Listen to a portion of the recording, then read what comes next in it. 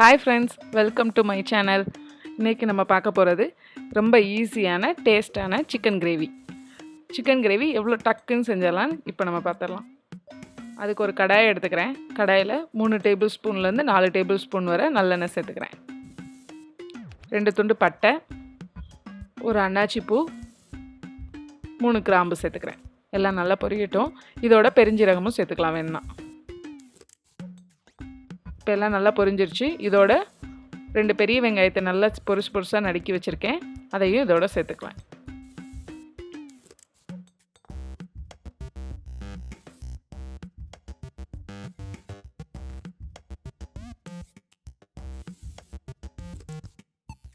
வெங்காயம் நல்லா பொன்னிறமாகட்டும்.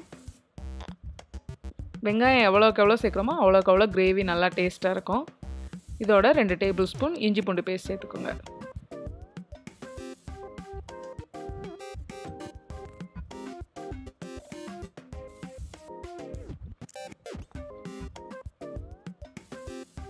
எல்லாத்தையும் சேர்த்து நல்லா மிக்ஸ் பண்ணி விட்டுக்கோங்க.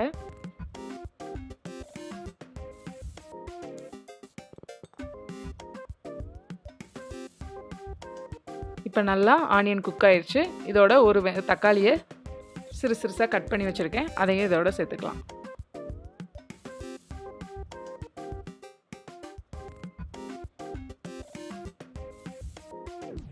தக்காளி நல்லா வெந்து வதங்கிருச்சு.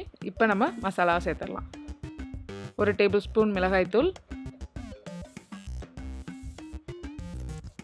1 டேபிள் ஸ்பூன் மல்லித்தூள்,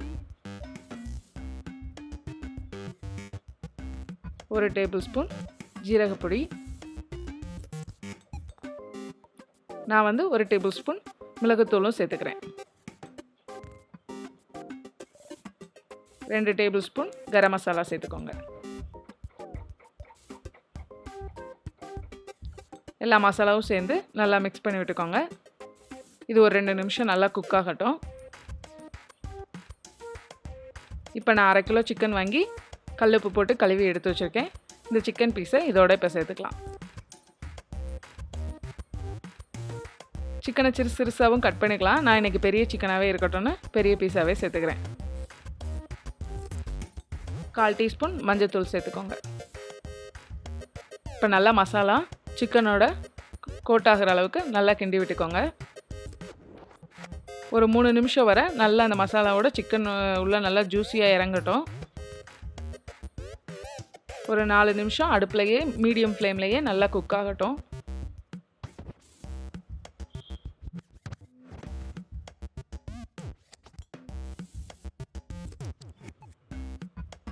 கிரேவிக்கு தேவையான அளவு உப்பு சேர்த்துக்கிறேன். உப்பு சேர்த்து நல்லா தண்ணி சேர்க்காம 2-3 நிமிஷம் நல்லா கிண்டி விட்டுக்கிறேன்.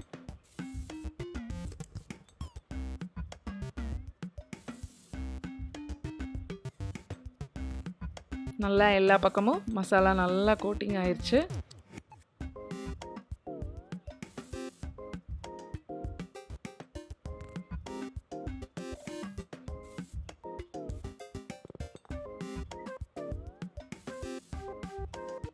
இதோட இப்போ ஒரு கிளாஸ் தண்ணி சேர்த்துக்கிறேன் சிக்கன் வேகிறதுக்காக.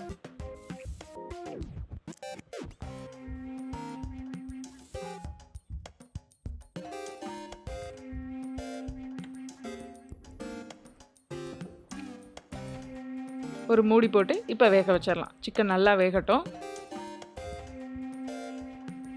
இப்போ சிக்கன் நல்லா வெந்துருச்சு. எனக்கு ஒரு 20 நிமிஷம் ஆச்சு. இப்போ சிக்கன் நல்லா வெந்து கிரேவி ரெடி ஆயிடுச்சு. கொஞ்சம் தண்ணியாக தான் இருக்கும் சிக்கன் குழம்பு. இல்லை நீங்கள் கொஞ்சம் திக் கிரேவியாக வேணும் அப்படின்னா இன்னும் கொஞ்சம் சிம்மில் வச்சிங்கன்னா நல்லா திக்காயிரும் கிரேவி.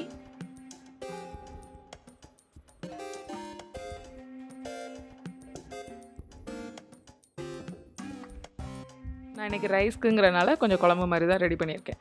இது மேலே கொத்தமல்லி கீரை தூவிக்கிறேன்.